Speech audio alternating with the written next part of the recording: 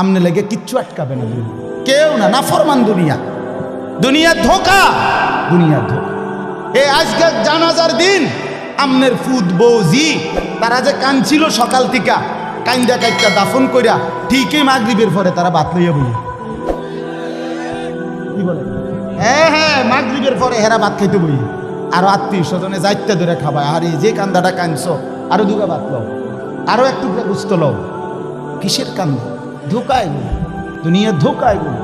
আমার কবর আমার, আমার আখেরাত আমার, আমার মালিকের সামনে আমাকে দাঁড়াইতে হবে। এই জন্য দোস্ত আমার এমন দুনিয়া না চাই যে দুনিয়া আল্লাহ ভুলায় দেয়, যে দুনিয়া আখেরাত ভুলায় দেয়। এমন কামাই করা না চাই যে কামাই নামাজ ছেড়ে দিতে হয়। কেন ছাড়বেন নামাজ? দুনিয়া করেন, কোনো মানা নাই। আল্লাহ তাআলা দুনিয়া বাদ দিতে নিষেধ করছে। দুনিয়া বাদ দিলে আপনি নেক আমল করবেন কেমন? দুনিয়াতে না থাকলে আপনি সেজদা দিবেন কেমন? শরীর সুস্থ না থাকলে আপনি নামাজ পড়বেন কেমন? হ্যাঁ, তাইলে দুনিয়া অর্জন করতে, কামাই করতে নিষেধ করে না, আল্লাহকে ভুলতে নিষেধ করছে, আখেরাত ভুলতে নিষেধ করছে।